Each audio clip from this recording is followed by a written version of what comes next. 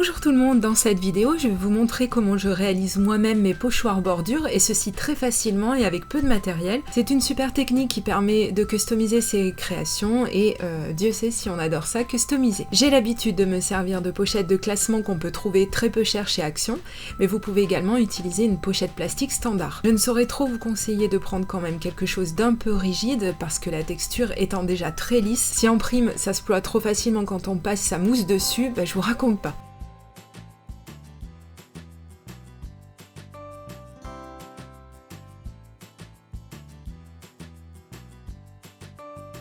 Je retaille donc à vue de nez et à main levée à la dimension de mon die bordure, mais je vous conseille de couper plus proprement et plus précisément que moi. Déjà, c'est plus joli, et ça c'est pas rien, et surtout ça vous évitera de le faire plus tard, parce que tôt ou tard, vous aurez besoin d'avoir quelque chose de droit.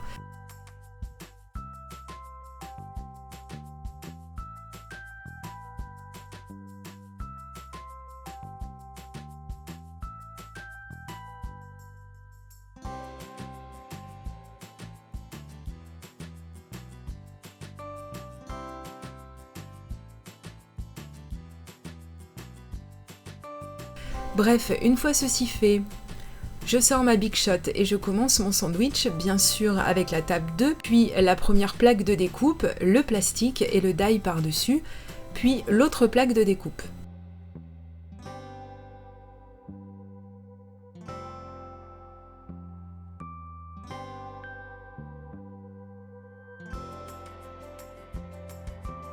Je n'ai fait qu'un aller-retour et c'est franchement insuffisant. J'ai pas utilisé que des dies de chez Action, je précise, et même ceux de grandes marques n'ont pas coupé vraiment net, même après plusieurs passages.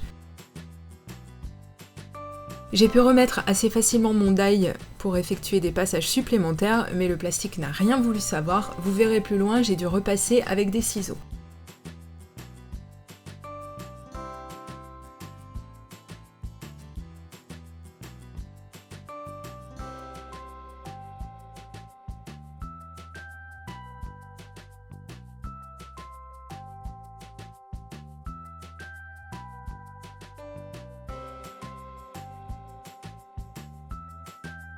Bon, ça va pas être simple de vous montrer les rendus, mais enfin, j'ai donc donné un petit coup de ciseau et je vais vous montrer que ça se fait très bien avec cette seconde découpe. En fait, le plastique est vraiment découpé aux 3/4, donc inutile d'appuyer pendant la découpe. Le plus dur étant de bien coller à la découpe, de bien repasser fidèlement dessus, mais avec de la concentration ça se passe plutôt bien et peut-être aussi qu'avec un cutter bien affûté, ce sera encore mieux.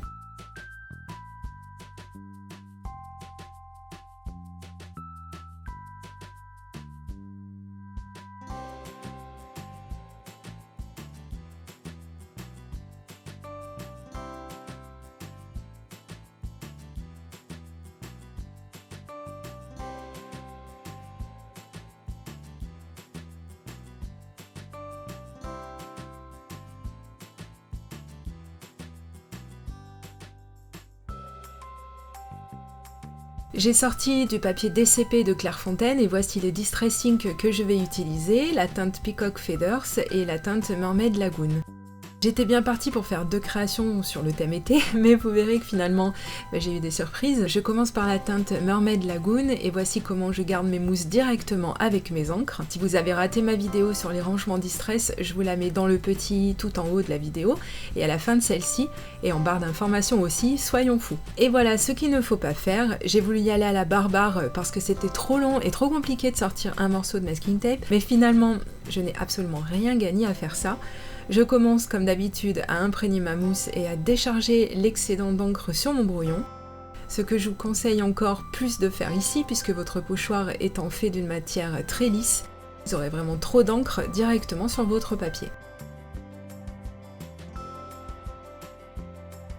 Et regardez, ça commence à déraper et je comprends pas pourquoi, ça me surprend pas tellement, c'est logique. Et je continue en prime, tête de mule va. Ce qui est bon à savoir, c'est que si vous voulez un effet très prononcé, vous déchargez moins votre encreur sur votre papier avant l'application. Et ici, nous allons voir que par contre, pas de pardon, si vous avez mal fait votre retaille au ciseau, ça va se voir et pas qu'un peu.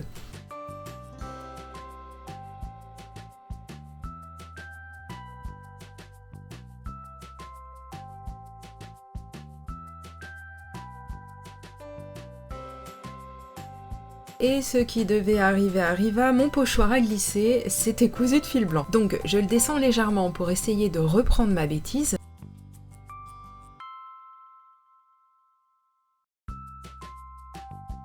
Bon, bilan. Alors, non seulement on voit bien que mon pochoir a été raté à la retaille, mais en prime, on voit trop la démarcation.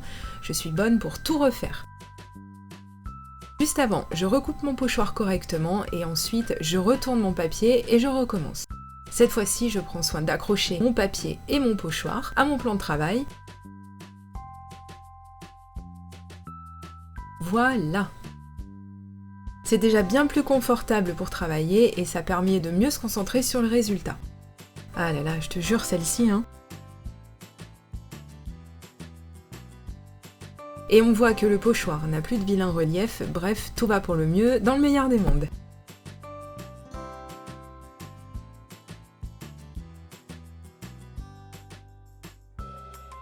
Ensuite, je décale un peu mon pochoir vers le haut et je recommence en intensifiant directement le résultat. Donc je décharge moi mon applicateur avant de le passer sur mon pochoir. Et j'étire bien le tout vers le haut pour créer cet effet de fondu.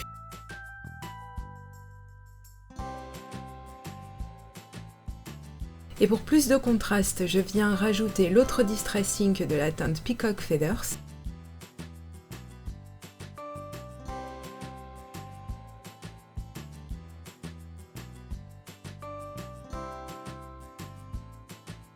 Et à la fin, j'ai beau me forcer, je ne vois pas du tout un fond qui fasse été, c'est même plutôt l'inverse. Alors, je vois pas de vagues ou autre, je ne vois qu'un fond enneigé. Bref, je laisse sécher de côté et j'attaque le second fond.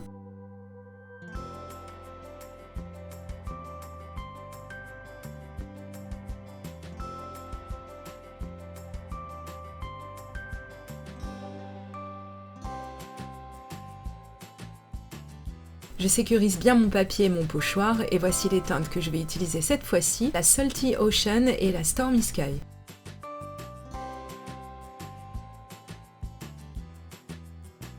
On ne revient pas sur la technique d'application puisque je vais procéder exactement de la même manière.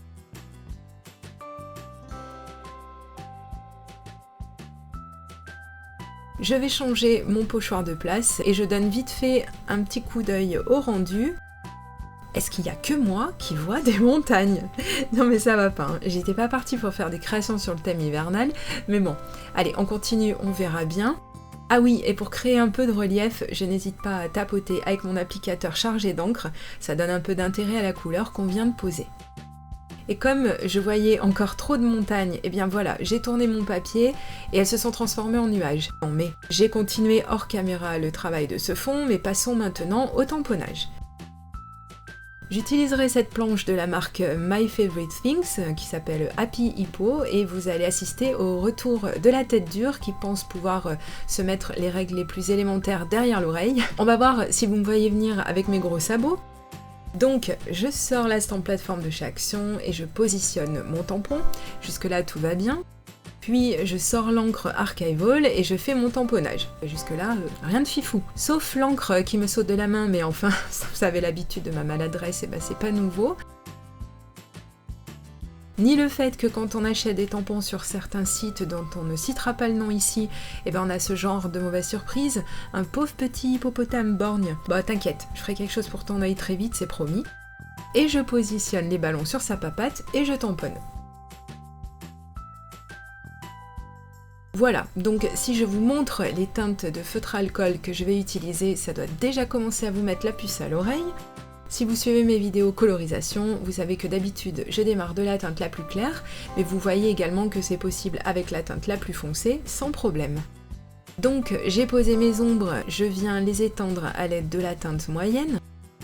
Pour information, j'utilise le papier pour feutre à alcool de chez Action. Et j'ai beau travailler assez rapidement, je trouve que les couleurs sèchent vraiment rapidement et que j'ai du mal à les travailler. C'est peut-être à cause de la chaleur.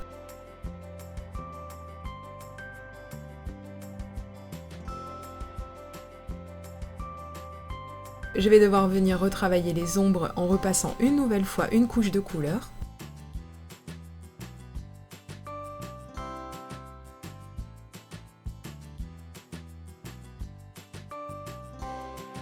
Je continue avec les ballons et voici les teintes que je vais utiliser pour ça.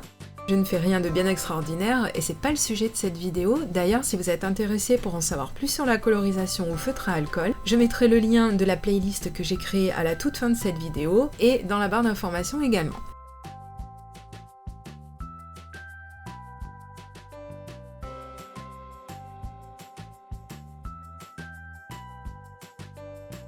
Et c'est là que ça va se corser, pourtant ça commence déjà à se voir sur l'hippopotame.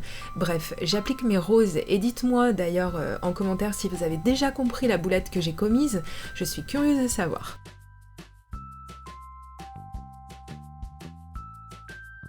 Et là, regardez bien à la lisière du ballon rose ce qui se passe, c'est magnifique, mais comment je n'ai pas vu ça? J'avais des pots de sauce devant les yeux, je sais pas, c'est dingue. Et oui, l'encre a bavé, bien entendu, puisque j'ai pas utilisé une encre qui est faite pour la colorisation au feutre à alcool. Bravo! Il n'y a plus qu'à tout refaire encore une fois, c'est vraiment la vidéo de la loose. Et oui, il vaut mieux utiliser la bonne encre selon la technique qu'on utilise, sinon on a ce genre de résultat.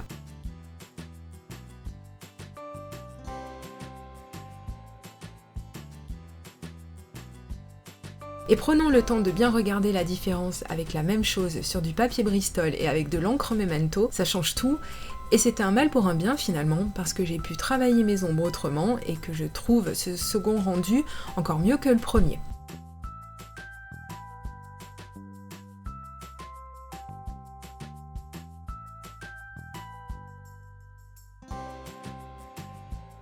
Allez hop, une petite découpe et ensuite le tamponnage de mon texte,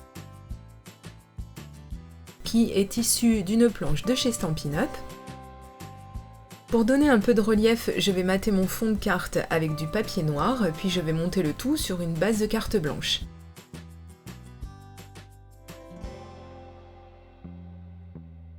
Et je colle avec ces bâtons de chez Pritt qui sont super parce qu'ils sont sans solvant et que ça c'est important. Et la colle en bâton, ça vous permet d'ajuster votre papier, donc c'est bien pratique. J'ai monté mon personnage en relief grâce à des mousses adhésives 3D et je le colle de façon à ce que les ficelles des ballons soient les plus droites possibles.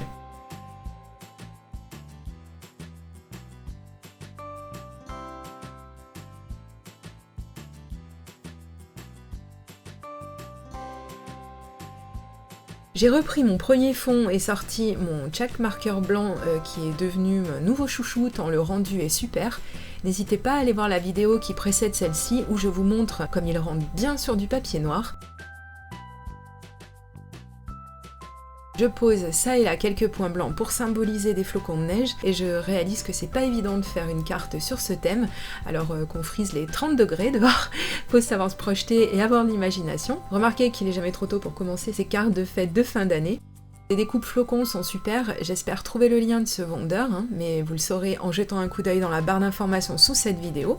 Et le texte provient d'une feuille de mots à découper. Vous trouverez le lien de ces petits flacons à embout de précision dont on me parle souvent. Sachez que vous trouverez les liens du matériel utilisé sous chacune de mes vidéos dans la barre d'informations, alors n'hésitez pas à chercher.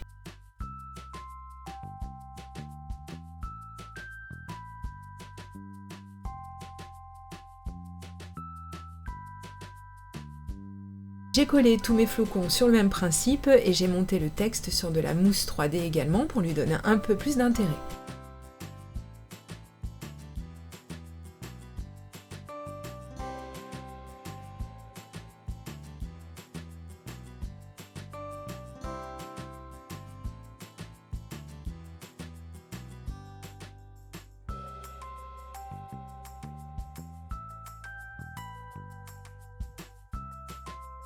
J'ai monté ma carte sur une base couleur craft.